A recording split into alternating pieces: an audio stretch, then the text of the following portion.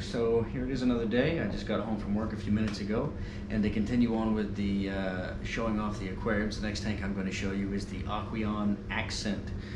This is the 6-gallon tank. I didn't realize that it came in a 6, 10, and a 20 gallon, but this is the 6-gallon version.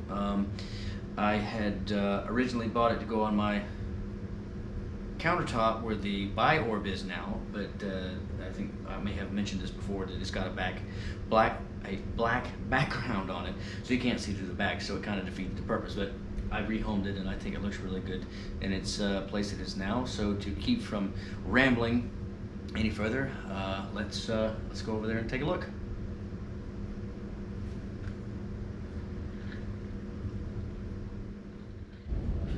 Okay, so here we are in front of the Aqueon Accent 6-gallon.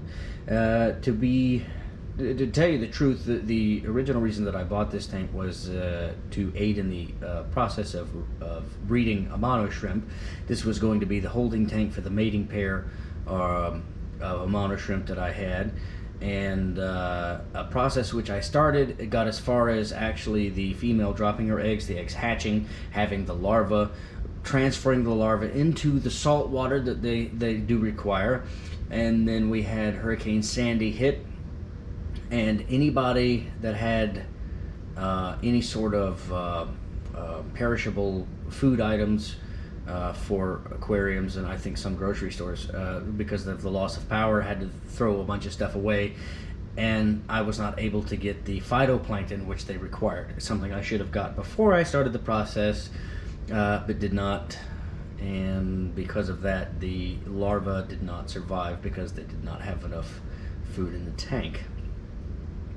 So this became just sort of something to look at after that point. I left the mono shrimp in there. I did plant it, as you can see, with cryptocoryum, and there's a rosette sword to the right there. I have 2 Serpia tetras. I believe there are still 4 mono shrimp, one of which you should be able to see on the roots of the frog bed that I have floating in there right now. And I'll take you a little closer here in just a second. The only reason that, well, I should say, the reason that this tank is so unique is the top, the way that it actually kind of tilts forwards like that. And I'll be honest with you, for what you pay for it, you might as well just buy a regular square tank, simply because that little bit of an angle there does absolutely nothing. It's just the way that it's just aesthetics. One of my plans is to get a new lid, a 2-piece lid, one where the bottom part I can actually silicone in so that I can fill the tank all the way up, so that I can actually look down through the lid. But all in all, I mean, it's a fairly solid tank. It's basically just your standard 5 or 6 gallon tank. It's got just the standard waterfall filter in the back, fluorite dark in the bottom, the cryptocoryum, little fake log in there for the shrimp to hide in, the rosette sword, and a very large moss ball. I like the tank. Having said all of that, the other downside that I will say is the lights that come in it are not really good. They're really not. Those are the lights that I actually took out of this when I put in my 32 Flex. Those were the little lights in the corners. If you haven't watched that video yet, you might want to watch that. You'll know what I'm talking about. The light that's in here is not, obviously then, is not the light that goes in it. I actually siliconed this light in. This is a light that was supposed to go in the 60-gallon that came with it, and but I already had an Aqua Sky to go on top of that, so I wound up not needing the lights that went in the 60. So I glued them in, one of them into the lid on this one to give it a little bit of extra light. And to be honest, it's still, I still don't think it's quite enough.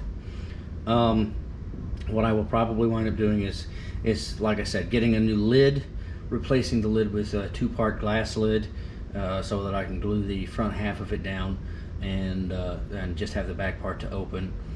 And then I'll probably wind up putting one of the little square Fluval Eco lights on top of this one. And because I've got one on another tank, which will be the next tank in the series that I show you. And I'll talk all about that light and explain why I like it and why it works so well and why I'm probably going to go with use that light for any small micro tanks that I have from this point forward, simply because of the quality of the results it gives you. But all in all, it's an elegant looking tank. I mean, if you had this on a desk or really anywhere you put it, it looks clean, it looks tidy, kind of Art Deco-ish because of the slanted lid, I would think, like from the side. So I mean, it's a very interesting looking tank. But to be honest, there's really no frills. There's really no thrills other than that curved, that angled lid. But all in all, a solid tank. If you're considering buying one, go for it. I mean, you can aquascape it like you do any other tank, and it's different. It gives you a little bit something different than just a standard rectangular or square aquarium would. Yeah. So I mean, you know what? I should have zoomed in on that Amano shrimp up there. Unfortunately. Let's see if I can, there we go. Very large. I believe that's the female. I think that's one of the males there, I think. But yeah, so all in all, a solid tank. I would, like I said, if you're considering buying one, go for it. I mean, you really can't go wrong with it. It's not wasted money. Though if you are going to aquascape it, or you're going to try to actually seriously grow plants in it, you will need to look up and try to find a better lighting to go in it.